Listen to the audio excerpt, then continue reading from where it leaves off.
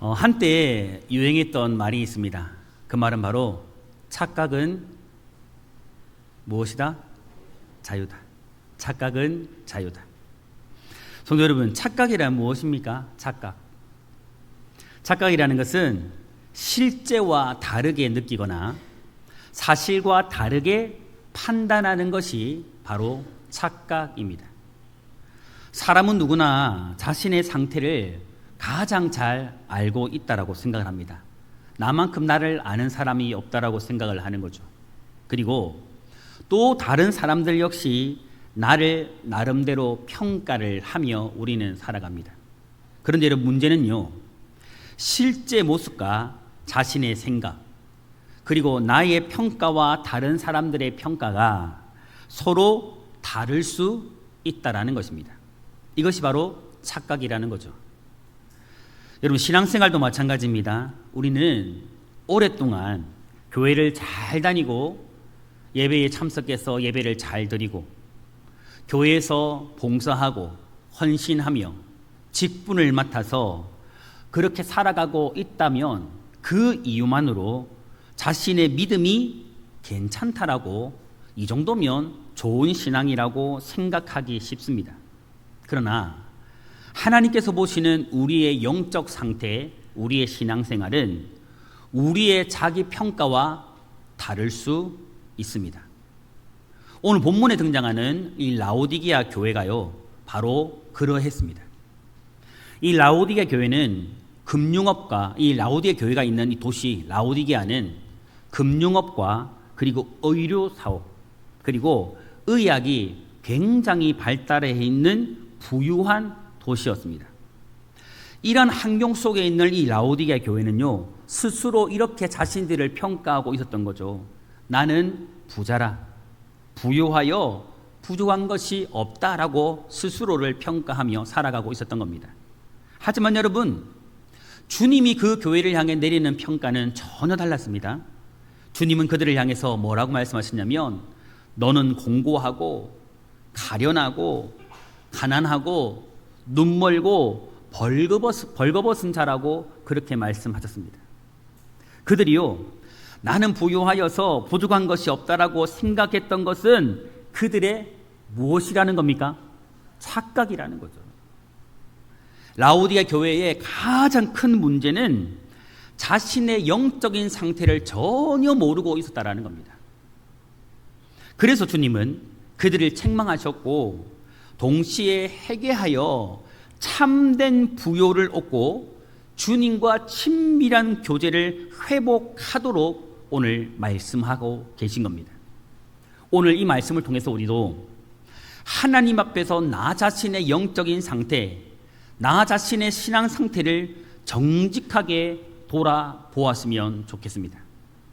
혹시 우리 안에도 이 라오디게아 교회와 같은 영적 착각은 없는지 오늘 말씀 앞에서 자신을 살펴보는 복된 시간이 되어지기를 소망합니다.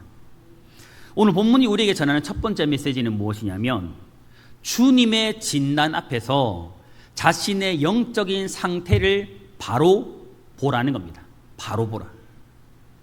본문은 먼저 예수님께서 자신을 소개하는 말씀으로 시작합니다. 14절에 보니까요, 이렇게 말씀합니다. 아멘이시요, 충성되고 참된 증인이시요, 하나님의 창조의 근본이신 이가 이르시되, 그분이 말씀하시되라는 거죠. 여러분, 이 말씀은 단순히 예수님은 나는 이런 사람이야, 이런 분이야, 이런 하나님이야라고 말하는 자기 소개가 아닙니다. 라오디게아 교회를 향한 주님의 진단이, 지금 주님이 내리고 있는 이 진단이 가장 정확하고 절대적인 진단일 수밖에 없음을 보여주는 말씀이에요. 왜냐하면 지금 라오디게아 교회를 향한 진단을 하고 계신 분은 사람이 아니거든요, 여러분. 착각하고 오해할 수 있고 오인할 수 있는 사람이 아니고 바로 창조주가 되시는 전능하신 우리 주님이시기 때문입니다. 예수님은 자기를 아멘이라고 소개하시죠. 아멘. 예수님은 아멘이신 분이에요. 여기서 우리가 잘 알고 있듯이 이 아멘이란 진실한, 확실한, 견고한 이런 뜻을 가지고 있습니다. 그리고 우리가 잘 알고 있듯이 우리가 보통 목사님들이 설교할 때 할렐루야 하면 여러분 어떻게 화답하세요? 할렐루야, 하나님을 찬양합니다, 찬양합시다. 여러분 뭐라고요? 아멘. 그렇게 동의합니다. 그렇게 하겠습니다. 여러분이 말씀을 들을 때에 아멘 하시는 이유가 뭐예요? 그 말씀에 동의합니다. 아멘, 그 말씀이 맞습니다. 그 말씀은 진실합니다라는 동의 표시로 우리가 아멘을 하는 거거든요. 그 말씀 그대로 이 아멘은 진실로 그렇습니다라는 의미예요. 또 예수님은 충성되고 참된 증인이세요. 여기서 증인이라는 말은 사실에 대한 확언자, 사실에 대한 확언자. 다시 말하면 진리, 사실을 말하는 분이라는 거죠. 거짓을 말할 수 없는 분이에요. 주님은 항상 무엇만 말해요? 진실만 말하고 사실만 말씀하시는 분이 주님이라는 거예요. 그리고 충성되고 참된 증인이라는 것은 예수님 자신이 그것을 증거한다, 그것을 증거했다라는 말이 되어지는 것이죠. 여러분, 이러한 뜻을 통해서 볼 때에 아멘이시오 충성되고 참된 증인이신 예수님께서 지금 하시고 있는 라오디게아 교회를 향한 진단은 거짓이라는 겁니까? 여러분, 사실이라는 겁니까? 사실이라는 거예요. 여러분, 진리라는 거죠. 더 나아가서 예수님은 하나님의 창조의 근본이 되시는 분이십니다. 만물을 다스리시는 창조주이시며 모든 것을 주관하시는 분이시기에 그분의 진단은 여러분 가장 정확해요. 절대적이라는 거죠. 절대 오류가 있을 수 없다라는 겁니다. 이러한 주님께서 라오디게아 교회를 향해서 뭐라고 말씀하세요? 내가 너의 행위를 안다. 내가 너의 행위를 알고 있다. 네 주변의 사람들은 모를 수 있어. 다른 사람들은 속일 수 있어. 하지만 나는 너를 알아. 너의 행위를 알고 있다라고 말씀하시는 거예요. 여러분, 주님께서 알고 계신 이 라오디게아 교회의 가장 큰 문제는 무엇이었냐면 미지근함이었습니다. 미지근함. 본문 15절에 주님께서 이렇게 말씀하시죠. 내가 내 행위를 아노니 내가 차지도 아니하고 뜨겁지도 아니하도다. 내가 차든지 뜨겁든지 하기를 원하노라. 여러분, 이 말씀은요 라오디게아의 지리적인 환경과 깊은 연관을 두고 예수님이 하신 말씀이세요.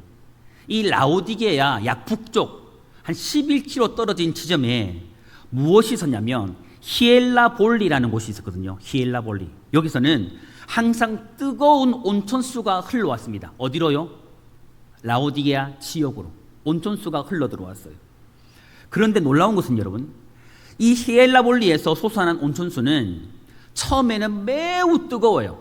굉장히 뜨거워요. 그런데 이 물이 긴 수로를 통해 가지고 이 라오디게아로 들어오는 동안, 도착할 때까지 어떻게 될까요?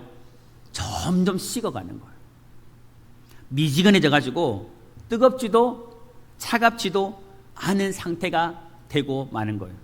여러분, 한여름에 뜨거울 때 여러분 시원한 물을 마시고 싶으세요? 뜨거운 물을 마시고 싶으세요? 미지근한 물을 마시고 싶으세요?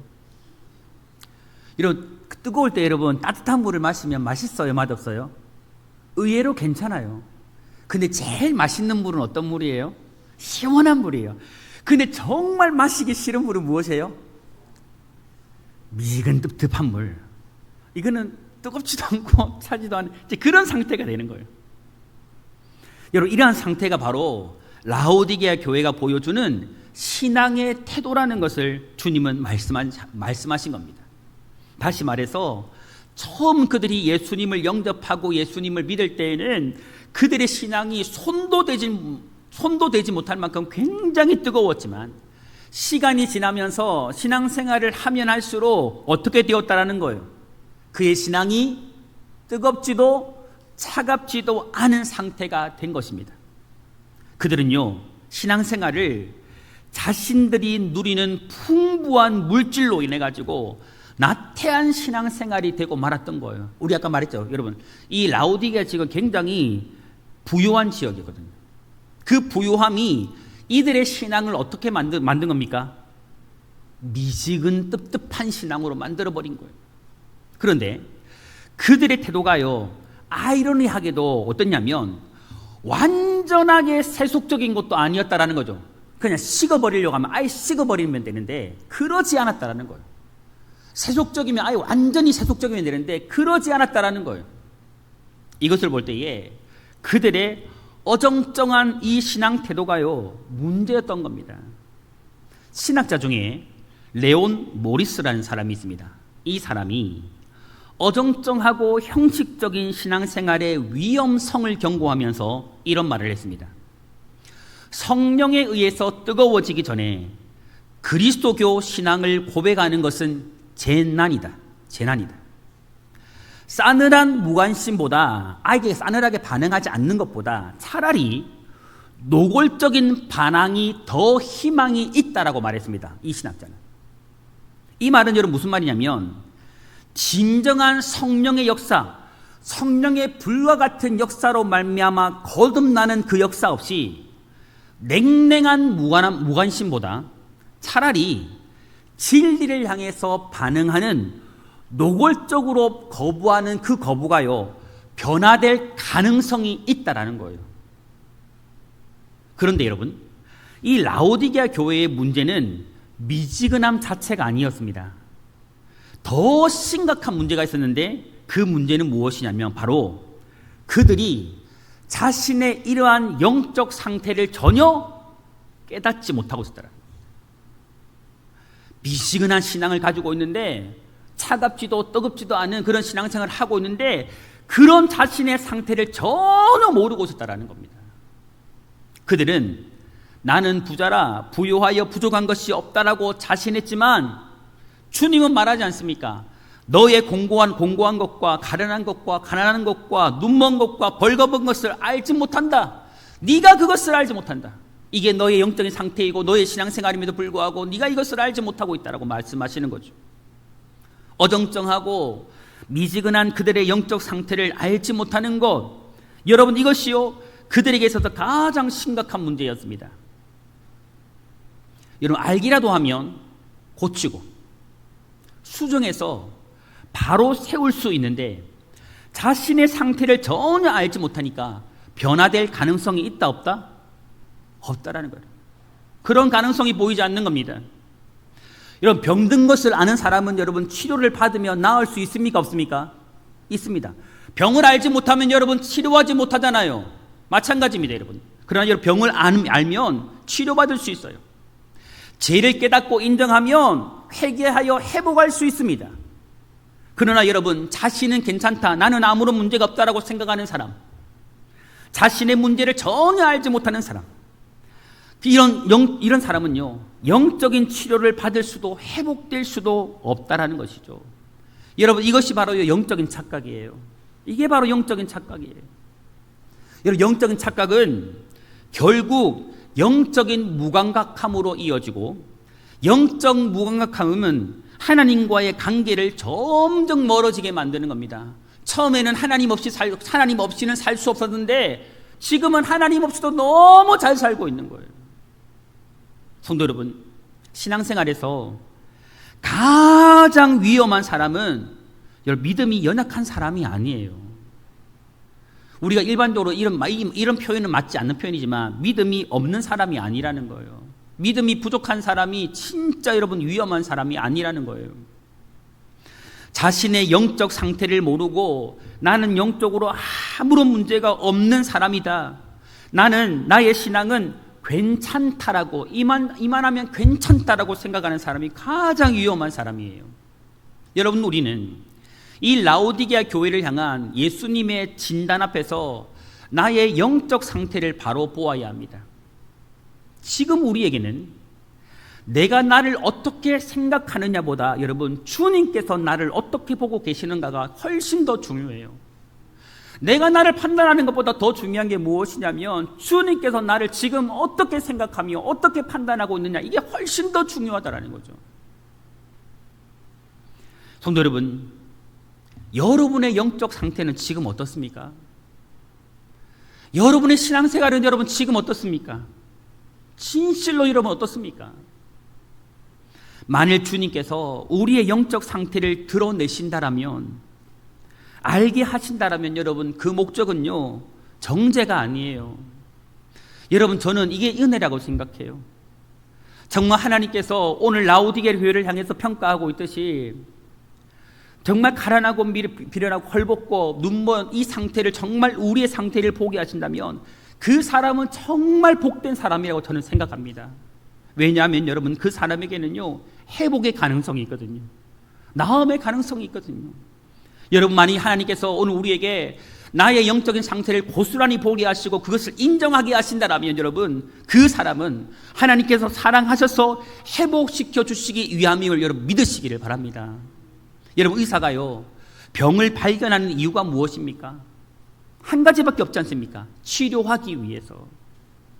주님께서 우리의 영적인 실상을 만약에 보여주시고 영적인 실상을 있는 그대로 말씀해 주신다면 그 이유는 여러분, 우리를 치료하고 우리를 회복시키시고 우리를 다시 살리시기 위함이라는 겁니다. 알면 여러분, 알고 있으면 고칠 수 있고 알게 되면 치료할 수 있습니다. 그러므로 오늘 주님의 말씀 앞에서 나 자신을 정직하게 비추어 보시기를 바랍니다. 나는 혹시 어정쩡하고 미지근한 신앙생활을 하고 있는 사람이 아닌지, 나의 영적 상태가 정말 공고하고 가난하고 가련하고 눈멀고 벌거벗은 상태가 아닌지를 여러분 바로 볼 수 있기를 바랍니다. 여러분, 오늘 말씀 앞에서 여러분 애써서 여러분의 모습을 부인하거나 외면하지 마세요. 있는 그대로 볼 수 있어야 돼요. 여러분, 이게 정말 우리가 십자가의 은혜를 덧입을 수 있는 방법입니다. 여러분, 주님의 시선으로 나 자신을 바로 볼 때에 하나님께서는 우리를 치유하시고 회복시켜 주실 것입니다. 오늘 우리 모든 성도님들이 진실로 주님의 진단 앞에서 나 자신의 영적 상태, 나 자신의 신앙 상태를 바로 보고 참된 회복의 은혜를 덧입을 수 있게 되기를 주님의 이름으로 축복합니다. 두 번째로, 회개하여 주님이 주시는 참된 은혜를 입으라는 겁니다. 여러분, 주님께서는 이 라오디게아 교회의 영적 상태를 정확하게 진단하셨습니다. 그리고 그들의 이 미지근한 신앙을요 회개하라고 말씀하세요. 이 신앙에서 돌이키라고 말하는 거죠. 주님은 죄를 드러내시는 분이시지만 단순히 죄만을 드러내시는 분이 아니라 언제나 회복의 길을 열어주시는 분이십니다. 우리의 영적 실상을 보여주시는 이유는요, 우리를 정죄하여서 낙심하고 실망하여 죄악 가운데 여전히 낙심 가운데 살아가도록 하기 위함이 아니라는 거죠. 다시금 우리를 일으켜 세우기 위함입니다. 그래서 18절에 보면 주님은요, 내가 너를 권한다, 내가 너를 권하노니라고 말씀하십니다. 여러분, 이것은요 회복으로 초청하시는 하나님의 음성이에요. 여러분, 이렇게 보면 오늘 이 자리에서 예배하는 우리들을 향해서 주님은 무엇으로 초청하고 있는 겁니까? 회복 앞으로, 회복으로 초청하고 있는 거예요. 주님께서는 회복을 위해서 세 가지를 권면하십니다. 그 첫 번째 권면은 무엇이냐면 불로 연단한 금을 사라는 겁니다. 이 라오디게아 교회는, 여러분, 이 라오디게아는 금융업과 고급 의류 그리고 안약으로 유명한 도시였습니다. 그들은요 세상적으로는 너무 풍부했지만 영적으로는 가난했습니다. 많은 금을 가지고 있었지만 참된 믿음은 그들에게 없었고, 그들은 좋은 옷을 입고 있었지만 하나님 앞에서는 벌거벗은 상태였고, 육신의 눈은 밝았지만 시력은 좋아서 많은 것을 육적인 눈으로 볼 수 있었지만 영적인 눈은 어두워서 영적으로 아무것도 볼 수 없는 상태였던 거죠. 그래서 주님은 불로 연단한 금을 사라고 말씀하십니다.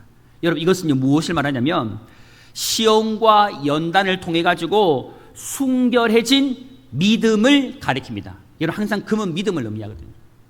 연단받은, 단련되어진 믿음을 의미하는 거예요. 하나님께서 정말 우리에게 원하시는 것은요 세상의 재물이 아닙니다. 여러분, 어떤 상황에서도 하나님을 신뢰하면서 끝까지 충성하는 믿음입니다.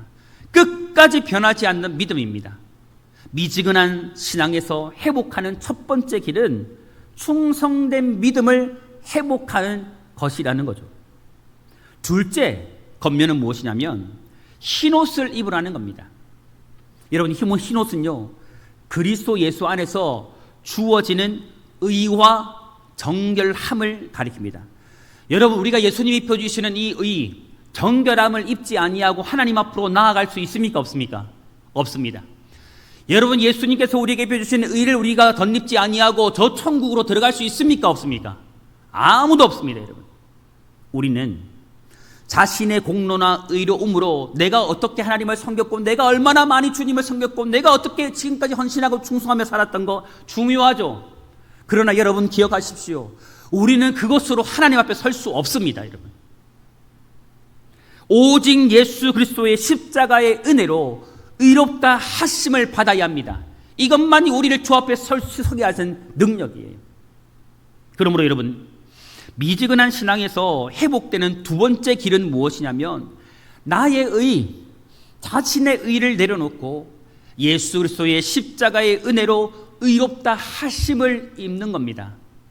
세 번째 회복의 권면은 무엇이냐면, 안약을 발라 보게 하라는 겁니다. 안약을 사서 보게 하래요.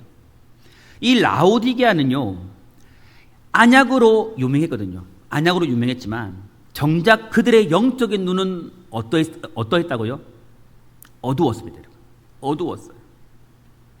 영적인 눈이 어두우면 여러분, 자신의 죄를 볼 수 있을까요? 없을까요? 결코 볼 수 없습니다. 하나님의 뜻보다 항상 자신의 생각을 앞세우게 되어져 있습니다. 말씀이 옳습니다, 하나님이 옳습니다가 아니라 항상 내가 옳은 거예요. 항상 내 결정이 옳은 거예요. 나만 옳은 거예요. 그러므로 우리는요, 날마다 기도해야 합니다. 어떻게 해요? 주님, 내 눈을 열어서 내 모습, 내 실상을 보게 하시고 주님의 뜻을 발견하게 하옵소서. 이런 기도가 우리에게 필요해요. 여러분, 미지근한 신앙에서 회복되는 세 번째 길은요, 영적인 눈을 열어가지고 자신의 실상을 보고 하나님의 뜻을 분별하여 아는 겁니다. 여러분, 이어서 19절에 주님은 이렇게 말씀하시죠. 무릇 내가 사랑하는 자를 뭐하여? 책망하여 징계하노니. 여러분, 기억했으면 좋겠습니다. 만일 하나님께서 여러분 우리의 삶 가운데 책망과 징계를 주신다면 여러분, 그 사람은요, 하나님의 사랑을 받는 자임을 믿으시기를 바랍니다. 여러분, 주님께서는요, 사랑하는 자녀를 회복시켜 주시기 위해서, 회복시키기 위해서 책망하시고 때로는 징계하세요. 여러분, 성경이 분명히 말하죠. 하나님의 책망과 징계가 없으면 이 사람은 어떤 사람이라? 사생자라, 버린 자라는 거예요. 여러분, 어떤 사람에게 끊임없는 책망과 징계가 있다면 여러분, 그 사람은 확실해요. 그 사람은 하나님의 자녀가 확실하다라는 거죠.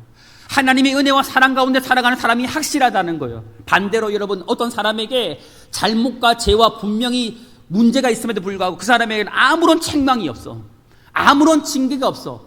여러분, 그러면 사실 결과는 분명해요. 그 사람은 어떤 사람이라는 겁니까? 사생자라는 거죠. 그러므로 여러분, 주님의 책망 앞에서 여러분, 우리는요, 결코 마음을 닫지 말아야 돼요. 하나님이 우리에게 주시는 말씀 앞에서 우리는 변명하지 말아야 돼요. 그 말씀을 닫고 그냥 모른 새로 일관하고 지금 이 순간만 넘기면 되겠지, 이게 아니라 그 말씀 앞에서 나는 아닌 것처럼 변명하기보다 진지하게 말씀 앞에서 내 자신을 돌아보고 회개의 자리로 나아가야 합니다. 그리고 여러분, 20절에 주님은 이렇게 말씀하시죠. 볼지어다 내가 문 밖에 서서 두드리노니. 지금 여러분, 하나님께서 말씀으로 우리에게 찾아와서 여러분의 문 앞에서, 여러분 마음의 문 앞에서 문을 두드리고 계시는 거예요. 지금 이 순간이. 여러분, 이 말씀은요, 흔히 믿지 않는 사람에게 예수님을 영접하도록 권하는 말씀으로 우리가 일반적으로 사용된다라고 생각하지만 여러분, 이 말씀은 본래 그런 말씀이 아니에요.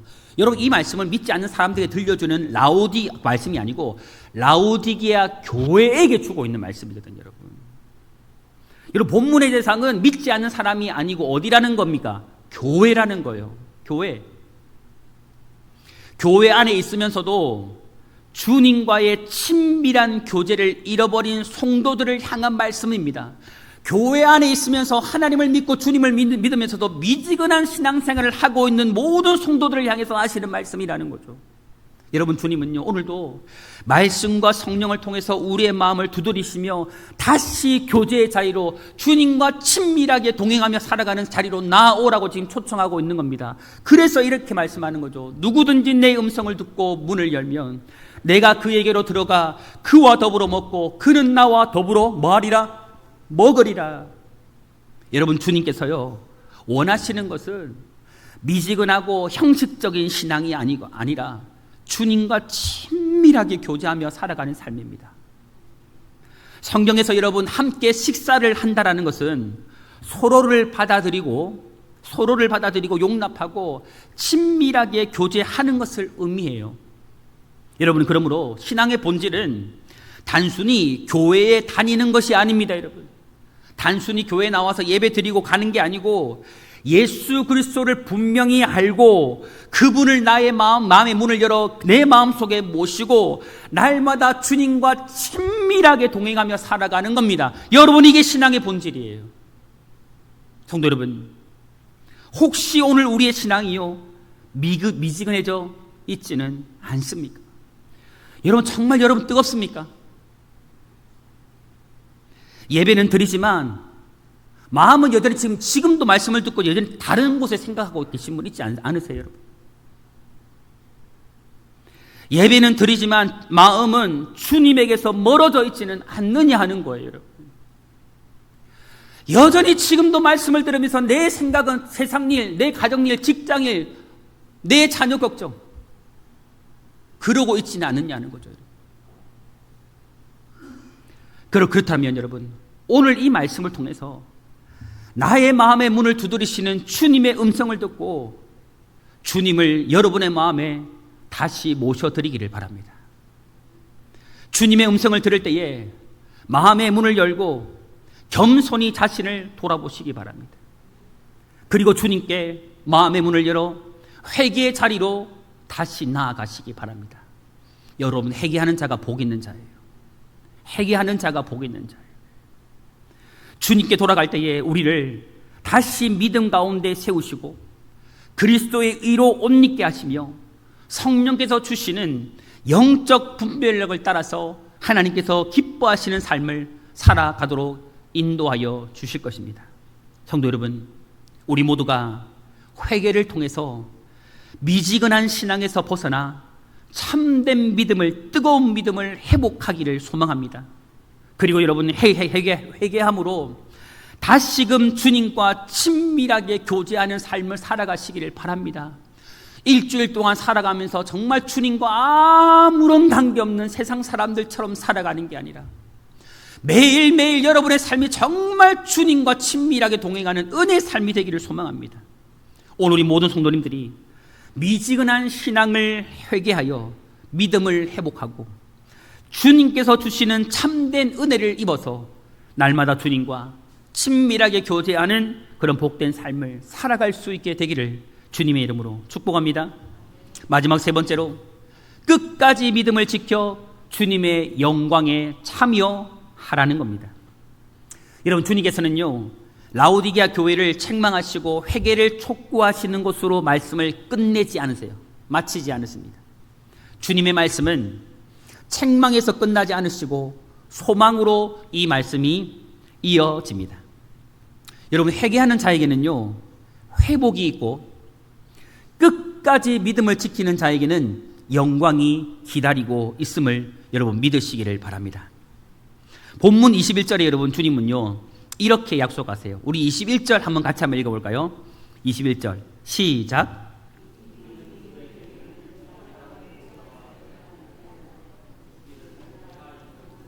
아버지 보좌에 함께 앉은 것과 같이 하리라. 아멘. 여러분, 여기서 이기는 자란 한 번도 넘어지지 않은 사람을 말하는 게 아닙니다. 실수하고 넘어진 사람을 말하는 게 아니에요.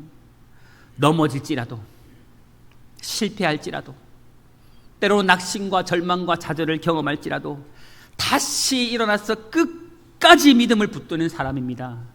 끝까지 충성하는 믿음으로 살아가는 그 사람을 말하고 있는 거예요.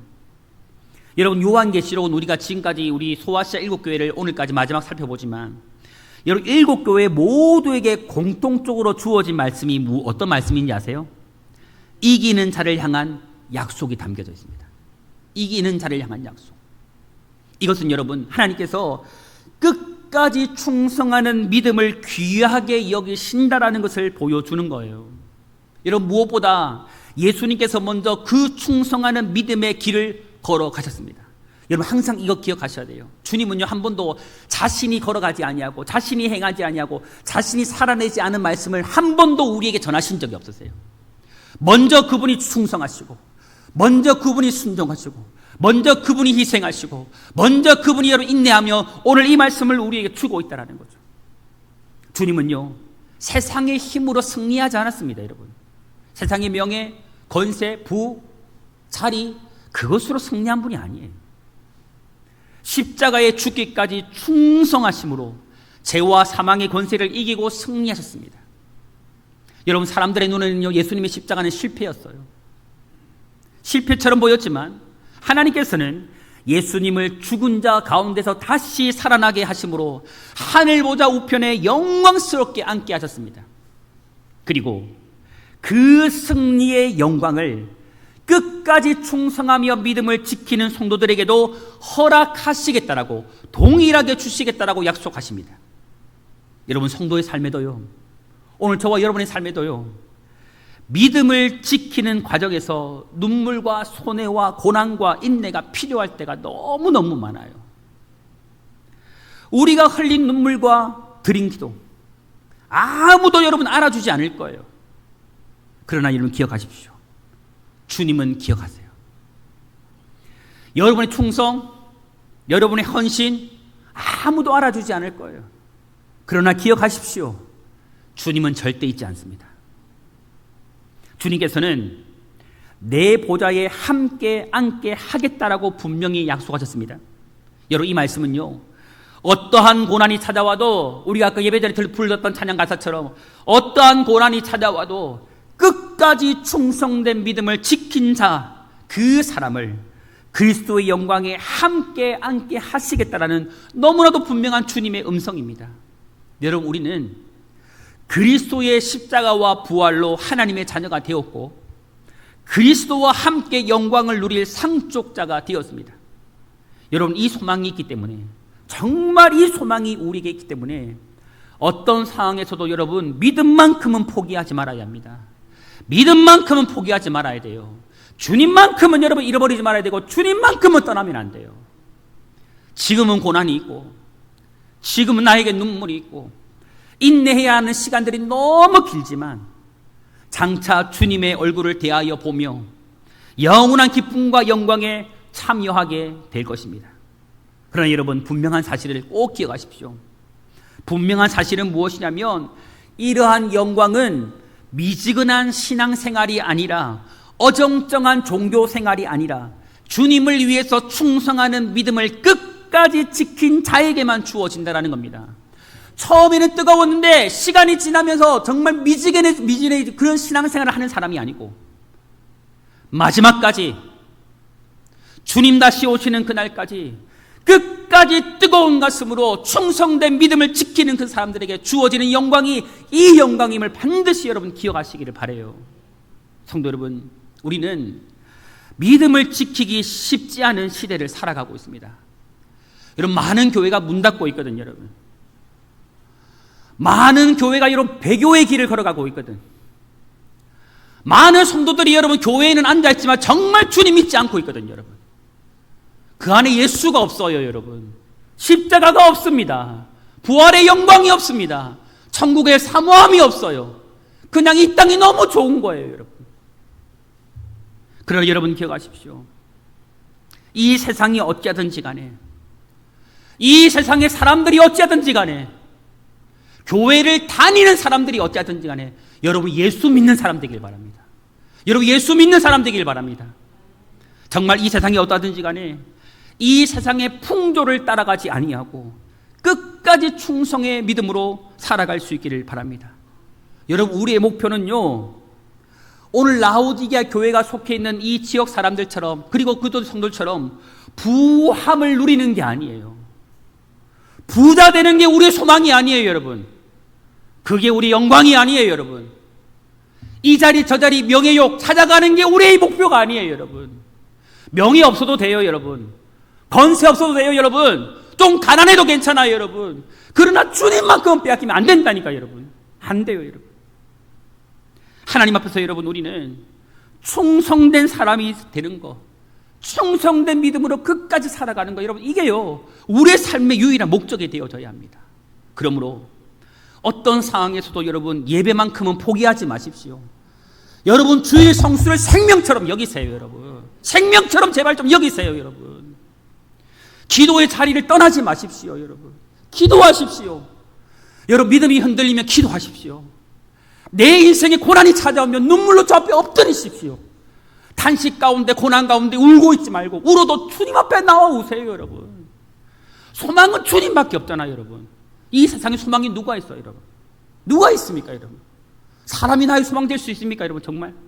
이 세상의 물질이 나의 소망 될 수 있습니까, 여러분? 없어요. 아무도 내 소망 없습니다, 여러분. 우리의 소망은 예수밖에 없어요. 기도의 자리 떠나지 마십시오. 그 여러분 사람도 신뢰하지 마세요. 사람 말도 신뢰하지 마세요. 주님 말씀 신뢰하시기 바랍니다. 주님 말씀 붙드시기 바랍니다. 오직 믿음으로 살아가는 저와 여러분 되기를 소망합니다. 여러분 끝까지 믿음을 지킨 사람에게 주님께서는 자신의 영광에 참여하겠다라고 분명히 약속하셨습니다. 여러분 이 말씀 믿으시기를 바랍니다. 이 말씀 믿고 끝까지 충성하는 믿음으로 살아감으로 마지막 날 저와 우리 모든 성도님들이 정말 한 명도 빠짐없이 주님의 영광에 참여하는 모든 성도 되기를 주님의 이름으로 축복합니다. 사랑하는 성도 여러분, 오늘 이 라오디게아 교회를 향한 주님의 말씀은요, 나를 향한 말씀이에요. 나에게 주는 말씀이에요. 저 사람 이 사람 총농교회에 주는 말씀이 아니고 나에게 주는 말씀이에요. 백경민 교회라는 한 사람에게, 여러분 교회 되어진 여러분에게 주시는 말씀이에요. 여러분 주님의 진단 앞에서 나의 영적 상태를 정확하게 돌아보시기를 바랍니다. 내가 괜찮다라고 생각하는 것이 여러분 결코 괜찮은 게 아니에요. 내가 괜찮다라고 생각하는 게 중요한 게 아니고 주님께서 지금 나를 어떻게 보고 계시는가가 중요합니다. 여러분 안에 미지근한 신앙을 회개하시기 바랍니다. 미지근한 신앙, 어정쩡한 종교 생활을 회개하고 다시금 믿음의 자리로 서시기를 바랍니다. 주님은 우리를 정죄하시기 위해서 오늘 이 말씀을 주는 게 아니고 회복시켜 다시 살리셔서 하나님의 영광에 참여시켜 주시기 위해서 지금 이 말씀을 하고 있는 거예요. 여러분 그리고 끝까지 충성된 믿음으로 살아가십시오. 여러분 간절히 주님의 이름으로 부탁드립니다. 적당한 신앙생활 이제는 멈추시기 바랍니다. 어정쩡한 신앙생활 여러분 그만하시기 바랍니다. 그거 신앙생활 아니에요, 여러분. 그 종교생활이에요, 여러분. 불교도 이슬람도 천주교도 다 그렇게 살 수 있어요. 여러분 우리는요 종교생활을 하는 사람이 아니에요. 하나님을 믿는 사람이에요. 살아계신 주님을 섬기는 사람이에요. 이제 여러분 우리 안에 미지근하고 어정쩡한 신앙생활을 다 멈추고 충성된 믿음으로 살아가시기를 바랍니다. 그리하여 마지막 정말 주님의 영광스러움에 함께 참여할 수 있기를 바랍니다. 여러분 결론적으로 이제 우리는 모두 영적인 착각에서 깨어나시기를 주님의 이름으로 축복합니다. 이제는 정말 미지근한 신앙 내려놓고 어정쩡한 종교생활 멈추고 주님 앞에서 나 자신을 바로 세우며 끝까지 충성하는 믿음으로 살아가는 저와 여러분 되기를 바랍니다. 그리하여 오늘 말씀이 우리에게 분명히 약속하고 있듯이 마지막 날 우리 모두가 주 앞에서 함께 영광을 누리는 복된 순도 다 될 수 있기를 우리 주님의 이름으로 축원합니다. 축원합니다.